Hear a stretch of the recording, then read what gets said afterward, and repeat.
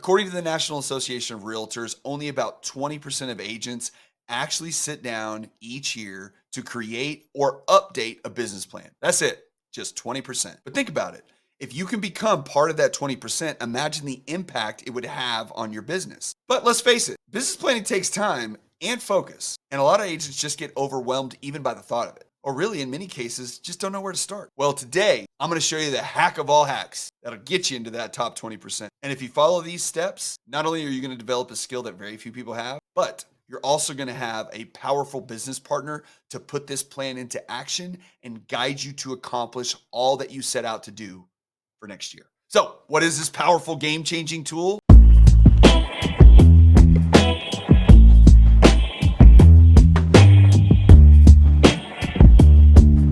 What's up to all you housing policy pundits out there? The dust is settled and the ballots have been counted. We've got a new president. This time, the American public made their choice loud and clear. No ambiguity, no recount drama, only a new mandate for the incoming administration. And whether you're celebrating now or just bracing for what's to come, one thing is absolutely certain. The world keeps turning, the markets keep shifting, and we've all got to keep on grinding because 2025 is right around the corner and we all got to be ready. Welcome to the Texas Real Estate and Finance Podcast Market Update for the week of November the 13th. I'm your host, Mike Mills, a North Texas mortgage banker with Geneva Financial. And I'm here to cut through all the noise and deliver what you need to know to stay ahead in this ever-changing market. From the roller coaster of mortgage rates to the latest on housing affordability, inventory challenges, and of course, how the new administration could reshape the landscape of our entire industry. There's a ton to unpack. We got a big show ready for you today. So let's get right to it. As always, we're going to kick things off with mortgage rates and the madness that is the market right now. As of this week, rates are back on that wild roller coaster ride, creeping back towards those sevens again. And somehow, despite record high stock,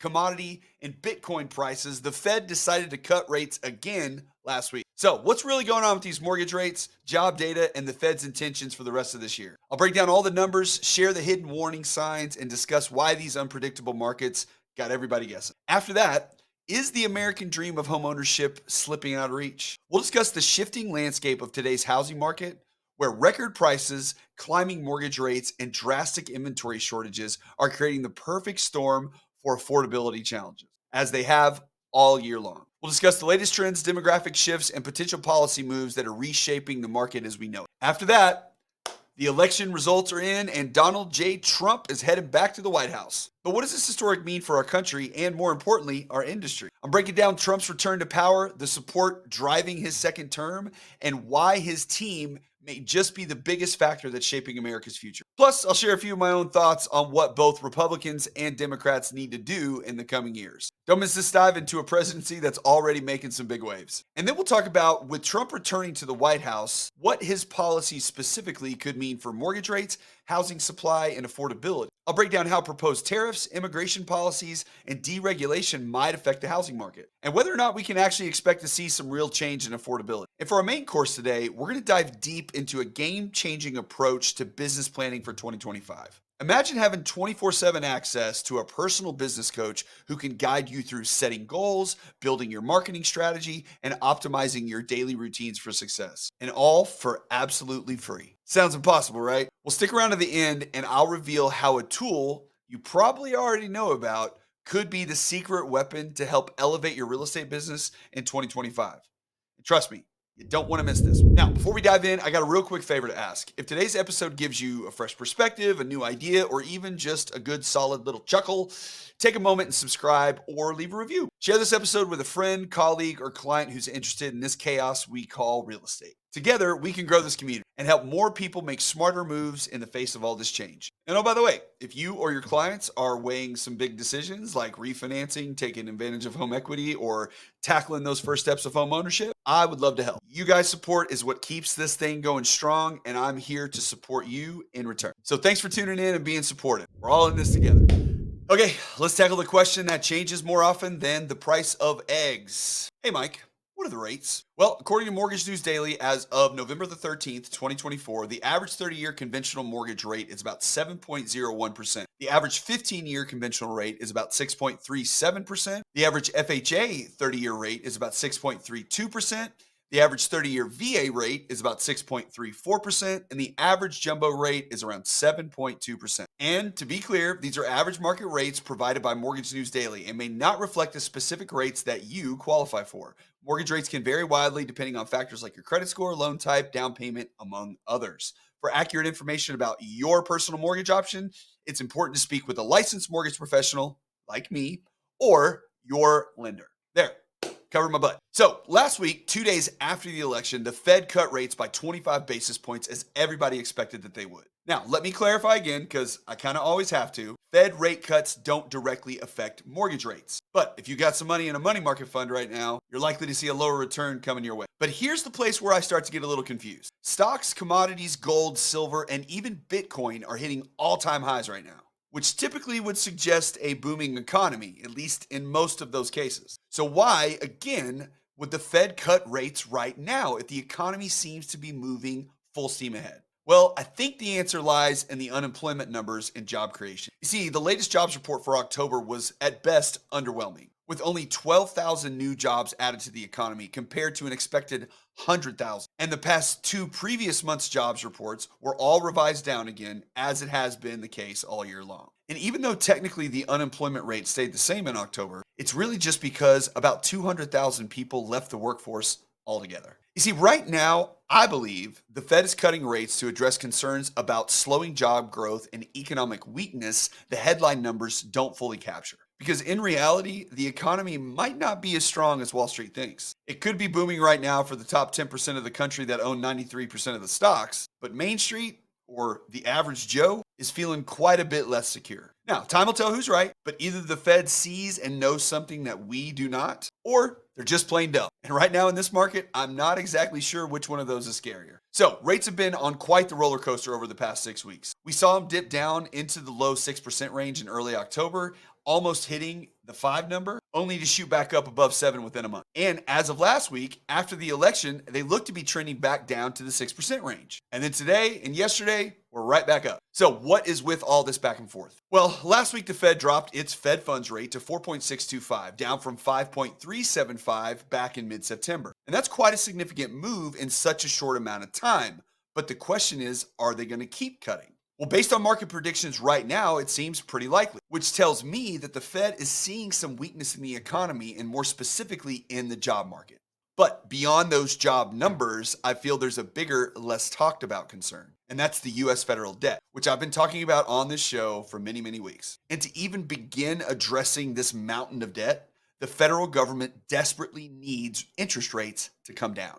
Right now, the US owes a hefty $4.3 trillion to the Federal Reserve alone, out of the nearly $34 trillion total current national debt. And lower interest rates would help reduce the cost of servicing that debt to the US government dramatically. Now, another possible warning sign the Fed's looking at is liquidity in the banking system currently. There's this thing called the reverse repo market, and this is a tool that banks use to help meet reserve requirements on an overnight basis. And this reverse repo market recently dropped below 200 billion for the first time since May of 2021. And when that balance sheet starts to get pretty low, it can be a signal that the overall market liquidity is shrinking, which can ultimately tighten up lending and add further volatility. So here we are. Rising unemployment, increasing federal debt, and shrinking liquidity in the bank system. Together, these factors don't exactly spell a bright future for the market. And yet, we stand here today with financial markets performing like we're at the peak of a booming economy. But if there's one thing that the market's taught us since COVID, is that past performance is no longer a reliable predictor on future results. We are in uncharted waters with new rules to this market game that are still being written. Maybe someone somewhere out there sees exactly how this is all going to play out, but with the constant influx of data and countless opinions on the internet,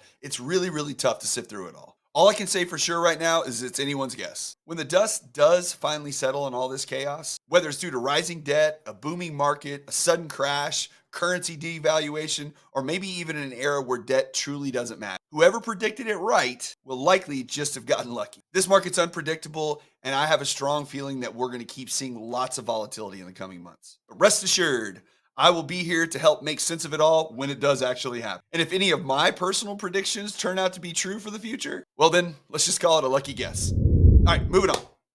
So today's housing market feels like it's standing on a fault line with affordability challenges, high mortgage rates, and new construction trends shifting the landscape right under our feet. And if you're wondering where all this stuff is heading, we're about to take a closer look at all this stuff shaping these wild times. So, right now, the American dream of homeownership is facing a historic affordability crisis, unlike anything that we've seen before. Just a few years ago, around 60% of Americans felt it was a good time to buy a home. But today, according to Fannie Mae's latest survey, that number's plummeted down to only 20%. Housing prices have skyrocketed while wage growth has not kept up, leaving would be buyers struggling to keep the pace. In fact, since 2020, home prices have jumped up an astounding 57%, while average wages have grown just 28%. That's right. Housing prices have risen at twice the rate of wages. And mortgage rates right now are no small part of that challenge. We're currently seeing rates around 7% for a 30-year fixed loan, which is a far cry from the sub 3% rates that many homeowners locked in and are still holding on to today,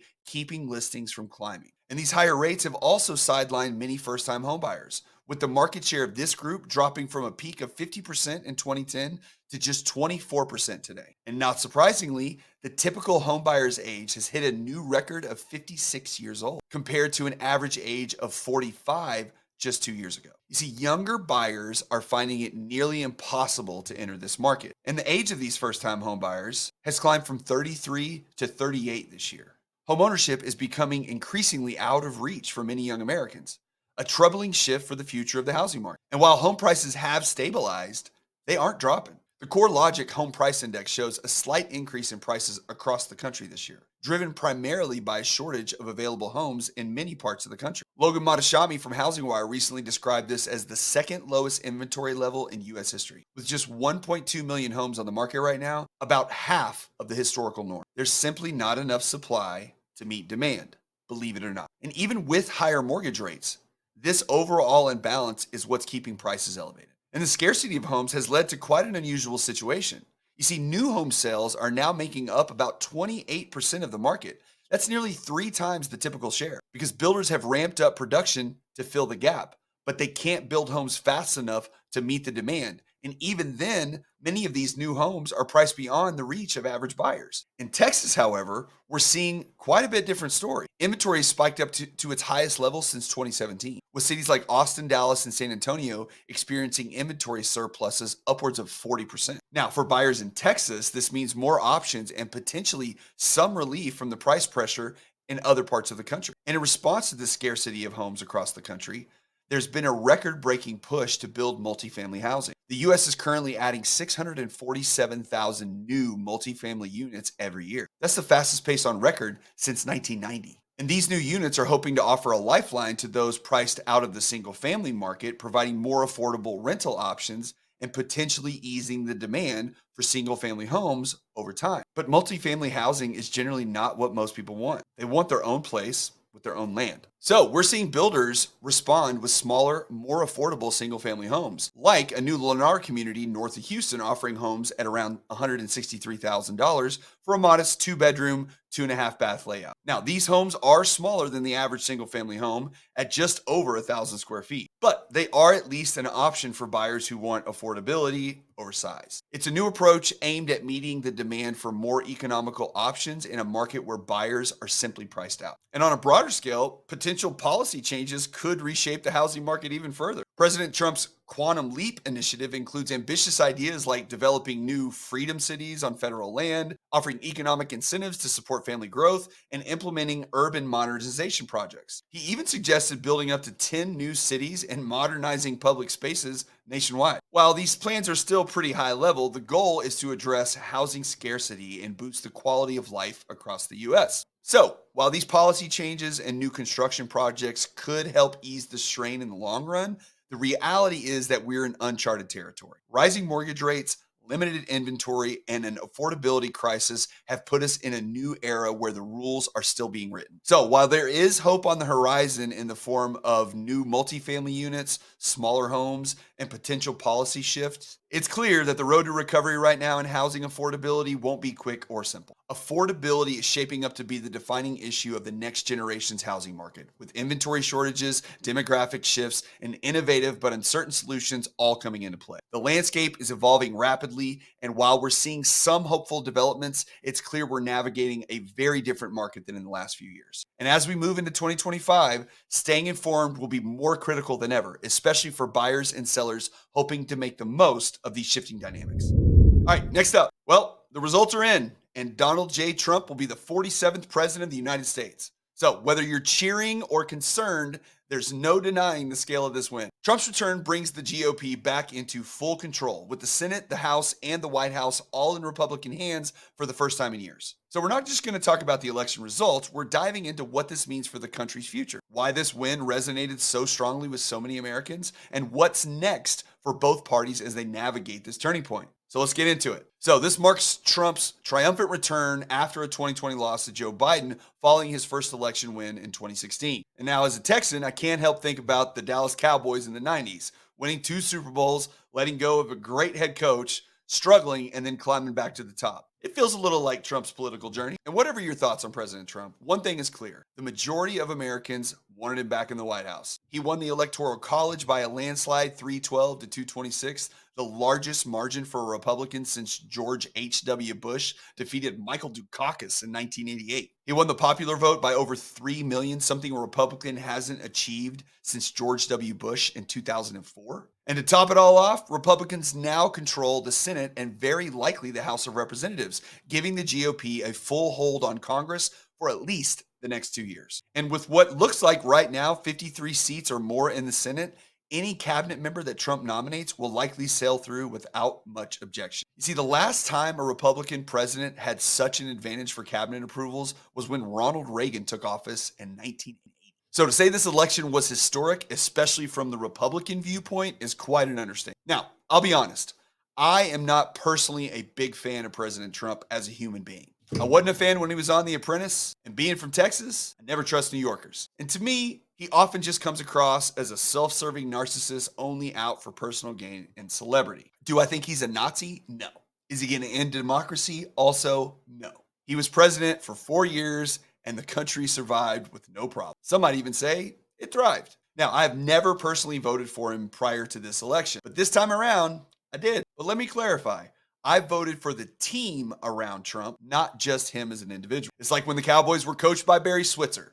I wasn't a fan of Switzer, but I loved the team that he coached. And that team achieved great things. And in the same way, I like the people around Trump. And I think they can achieve great things for the country with his leadership. For example, I respect Elon Musk for his genius innovation and refusal to conform to traditional power structures. Yeah, he's quite a nutty character with his own personal flaws. But so are many visionaries that change the world.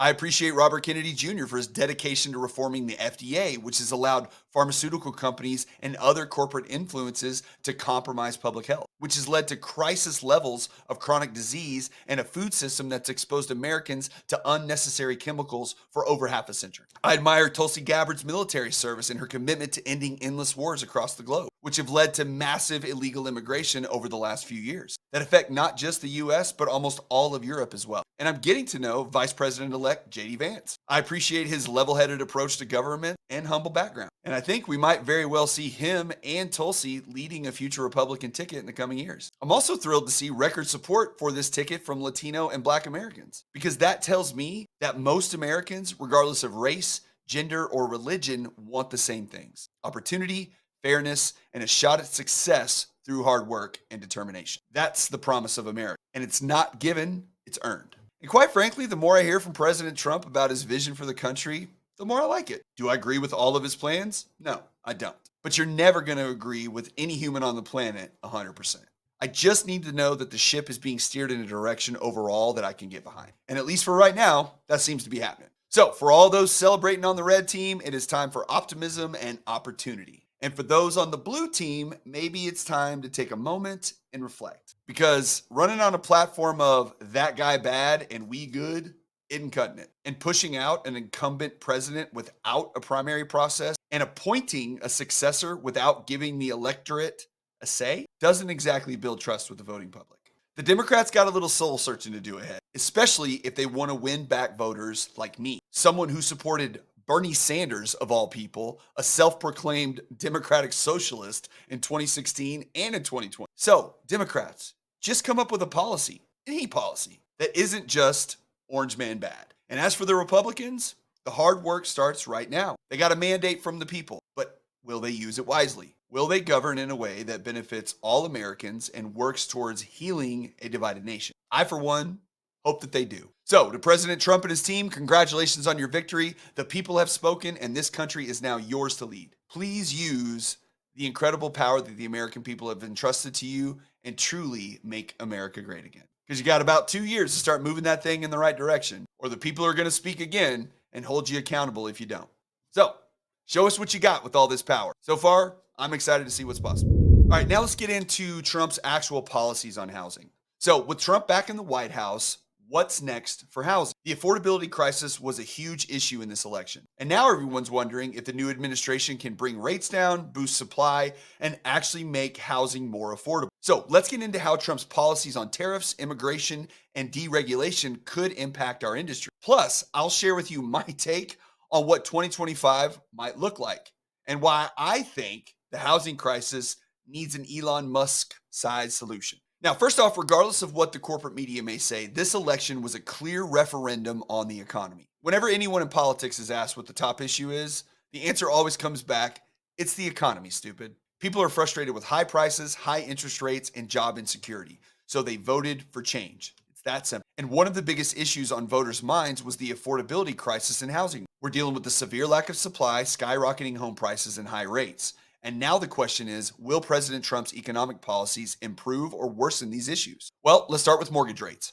Right after the election, the 10-year Treasury yield spiked up, which led to a jump in mortgage rates. And if you listen to this podcast on a regular basis, you know that the 10-year Treasury and mortgage-backed securities are very closely linked. When the 10-year Treasury yield rises, so do mortgage rates. Now, according to Logan Matashami of Housing Wire in a recent Fox News article, many experts believe that Trump's fiscal policies could widen the federal deficit. Now, why does this matter? A larger deficit often raises bond yields as investors expect inflation, which in turn pushes up mortgage rates. And historically, we saw a similar spike in rates after Trump's 2016 election, although very soon after, it leveled off. However, experts like Realtor.com's Danielle Hale warned that in 2025, we could see rates stay elevated longer due to stronger inflation tied to Trump's agenda. Personally, I think the market's still pretty uncertain. Rates in the 10-year yield have dipped again just in the last couple of days, only to spike back up again. Not due to the Fed's rate cut or Trump's win, but likely because of weaker economic data, especially in job growth. And if this trend continues, we could see some relief in rates. But overall, Trump's first 100-day plans are pretty ambitious,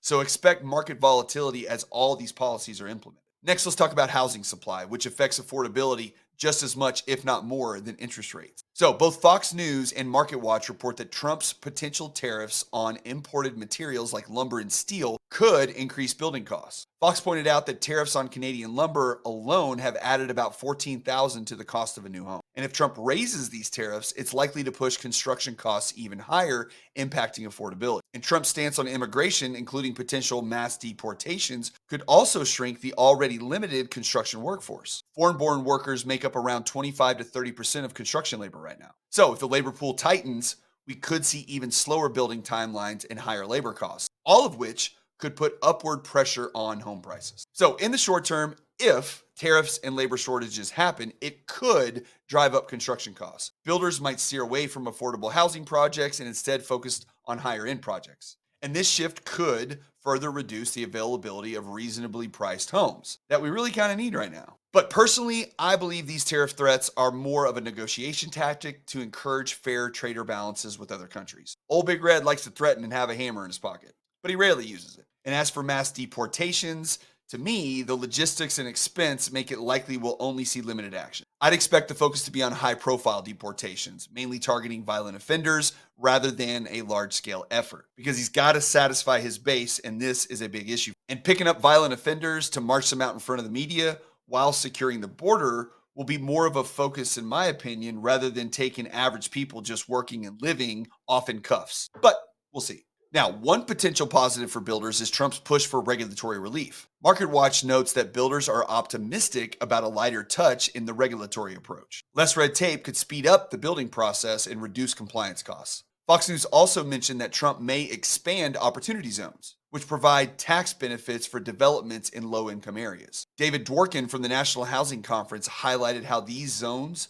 could encourage affordable housing if applied effectively. And while these changes could motivate builders to ramp up construction, there's no guarantee it'll be focused on affordable homes. Because when costs do go down, businesses don't always pass those savings along to consumers. However, regulatory relief and tax incentives could help boost supply, especially if builders see financial benefits. So, in my opinion, rates won't improve significantly in the immediate term. But I think the economy isn't as strong as we've been led to believe over the past 2 years. If Trump's administration brings transparency to economic data and reveals some of the weaknesses, rates could come down as the Fed responds to this slower growth. Plus, Trump has a history of favoring lower rates and could push the Fed in that direction. He can't directly control the Fed, but he can apply pressure. And as for housing supply, I'm not sure that we're going to see a major boost anytime soon. With existing homeowners locked into low rates, there is little incentive to sell, and builders may avoid affordable projects if costs keep rising. So, while 2025 might bring some rate relief, affordability is likely going to remain a major challenge. Ultimately, we don't just need more homes, we need more affordable homes. The average American family deserves options that don't break the bank. I know it sounds like a pipe dream,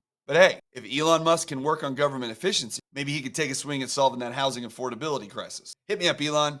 I got some ideas for you. Okay, on to our main story of the day. Now, what if you had 24/7 access to a personal business coach to guide you through your 2025 planning, build your marketing strategy, and optimize your day for peak performance? And what if I told you that this coach could be absolutely free, or at most, $20 a month? Sounds a little bit like snake oil, doesn't it? Well, give me just a few more minutes of your life, and I'll introduce you to a tool that you've certainly heard of, but probably haven't realized its full potential. So 2025 is just around the corner, and with a housing market full of uncertainties and a new presidential administration expected to have a significant impact on the economy, every realtor needs to be prepared. Whether the market goes up or down, having a plan in place is essential to your 2025 success. However, here's the reality. According to the National Association of Realtors, only about 20% of agents actually sit down each year to create or update a business plan. That's it, just 20%. But think about it. If you can become part of that 20%, imagine the impact it would have on your business. But let's face it, business planning takes time and focus, and a lot of agents just get overwhelmed even by the thought of it. Or really, in many cases, just don't know where to start. Well, today, I'm going to show you the hack of all hacks that'll get you into that top 20%. And if you follow these steps, not only are you going to develop a skill that very few people have, but you're also going to have a powerful business partner to put this plan into action and guide you to accomplish all that you set out to do for next year. So, what is this powerful game-changing tool? Well, I'm talking about AI, of course, but more specifically, ChatGPT. Now, before you switch this off and say that you aren't interested in AI and feel like it's overhyped, just hear me out for a minute. You see, AI, especially tools like ChatGPT, are a game changer if you know how to use them. Think of it like this. If it were 1995 and I was explaining how the internet could transform your business, most people back then would have dismissed it as too complex or unnecessary. But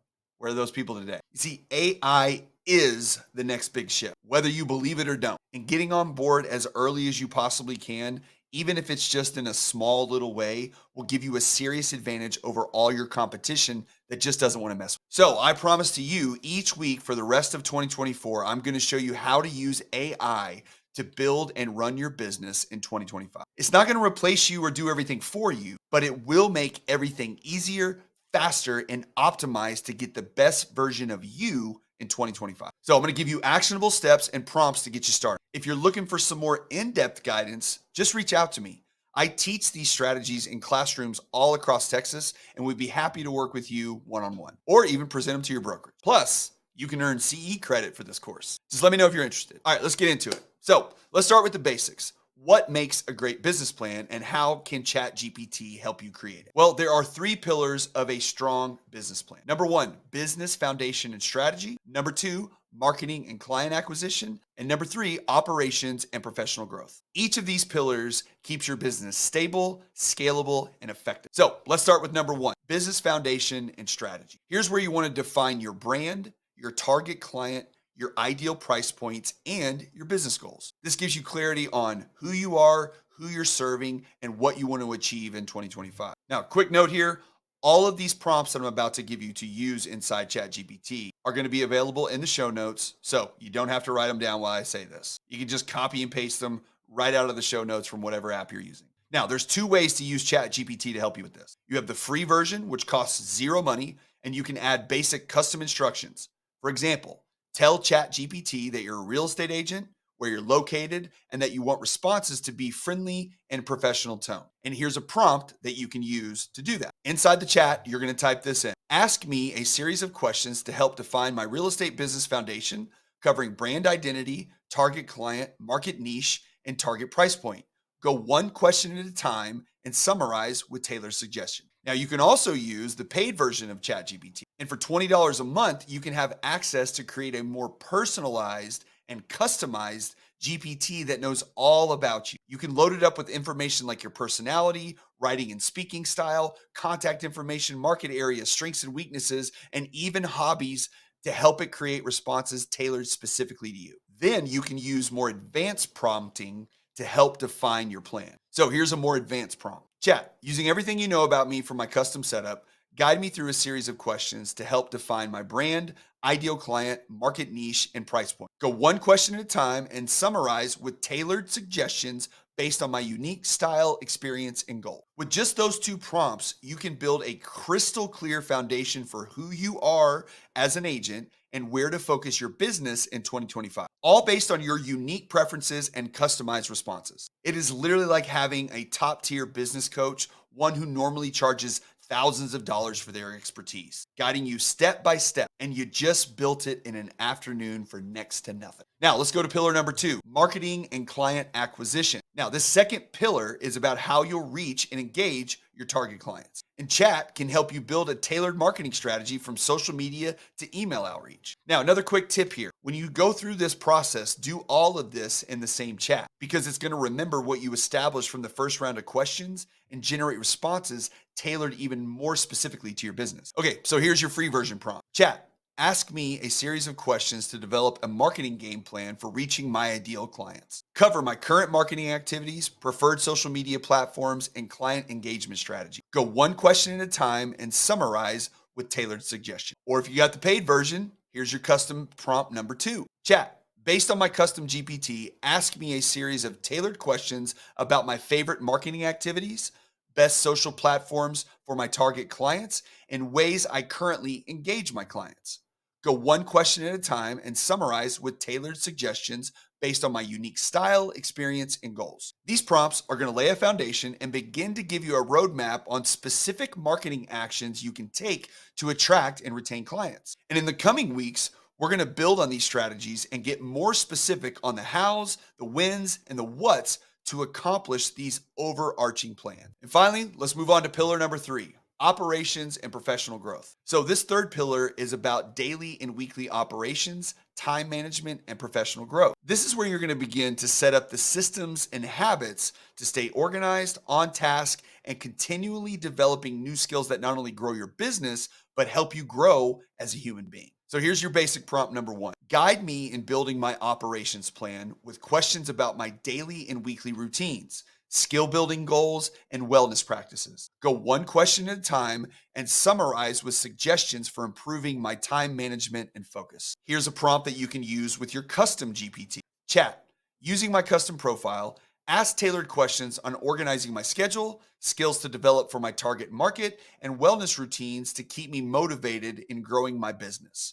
Go one question at a time and summarize with tailored suggestions based on my unique style, experience, and goals. By using these prompts, ChatGPT can help you establish a solid foundation of efficient systems and skill building activities that'll keep you sharp throughout 2025. And this part is so crucial to executing your plan successfully. As James Clear puts it in my favorite book, Atomic Habits, you don't rise to the level of your goals, you fall to the level of your systems. All right, guys, there you got it. Phase 1 of your roadmap to starting a strong business plan for 2025. All with the help of your newest business partner, ChatGPT. Remember, AI is just a tool, but it's one that can make business planning simpler and more effective if you know how to use it right. One of my favorite sayings of all time, your brain is for having ideas, it's not for holding them. And by using these prompts, you'll be taking your ideas and turning them into an actionable plan for the year ahead. Now, if you want to dive even deeper, just let me know. I offer classes on creating these personalized GPTs, and I'm happy to bring this training to you. Whether you want help with setup or you want to take planning to the next level, I'm here to support you. So keep coming back each week the rest of this year because I'll be adding some new prompts and strategies to help you in your business for 2025. And together we can take your business to levels that you've only dreamed of. All right, guys, that is a wrap on this week's episode. From breaking down the latest mortgage rates roller coaster to exploring the evolving housing landscape and diving into what a Trump presidency might mean for real estate. We've covered a lot of ground today. And whether you're navigating affordability challenges or leveraging tools to level up your business in 2025, staying ahead in this market is more critical than ever. I thank all of you for being a part of this amazing community. Your support means the world to me, and I can't wait to see you back here again next time. And as always, be great humans and just keep grinding because life is what you make it. So make it great. See you next time.